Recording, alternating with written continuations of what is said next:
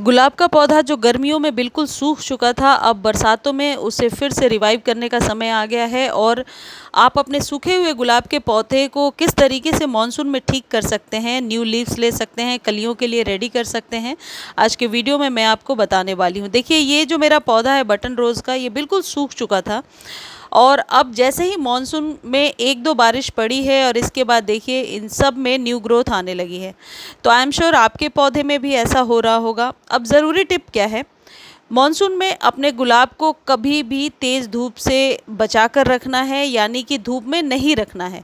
यदि आप धूप में नहीं रखेंगे तभी ये पौधे की जो न्यू लीव्स आ रही हैं, न्यू ग्रोथ हो रही है, ये जलेगी नहीं।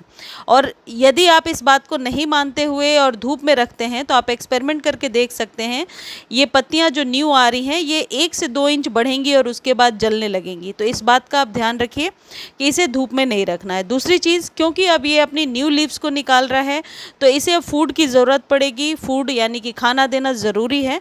जो खाद मैं बता रही हूँ वो ऑर्गेनिक है, लेकिन आप चाहें तो इस जगह पे वर्मी कंपोस्ट या काउडंग मैन्योर भी दे सकते हैं। इससे ज़्यादा कुछ खाद देने की ज़रूरत नहीं है।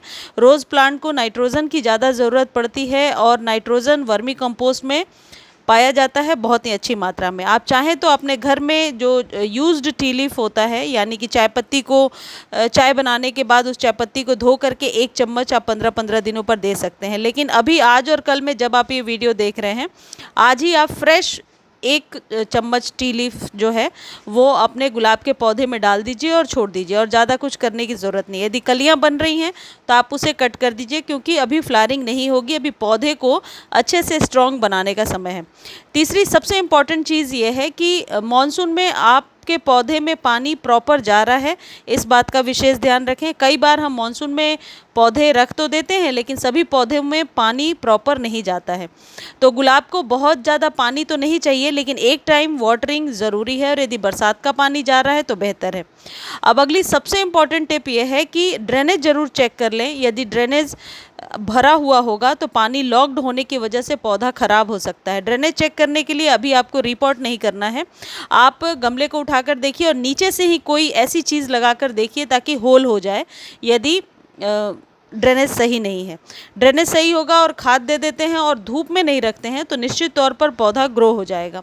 अब जो लोग कह रहे हैं कटिंग लगाने के लिए, मैंने प्रयास बालकनी वाले पर शेयर कर दिया है किस तरीके से कटिंग लगाना है। न्यू पौध लेकर आ रहे हैं तो ये उचित टाइम है, आप ला सकते हैं।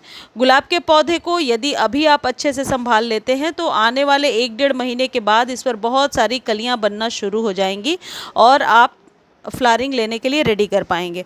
गुलाब पर आप यदि चाहें तो 1 चम्मच हल्दी पाउडर का भी छिड़काव कर सकते हैं और 1 चम्मच चाय पत्ती। इससे हल्दी पाउडर से आपके पौधे की जो रूट्स हैं उस पर फंगस लगने के चांसेस नहीं होंगे। और दूसरी चीज़ ये है कि हल्दी का मैंने देखा है बहुत ही अच्छा इम्पैक्ट होता है। इस तरीके से सूखते हुए गुलाब को आप बचा सकते हैं। यदि ये स्टेम ग्रीन है तो किसी भी पौधे को बचाया जा सकता है। मुझे उम्मीद है जानकारी अच्छी लगी होगी। जानकारी अच्छी लगती है तो चैनल को लाइक शेयर सब्सक्राइब कीजिए।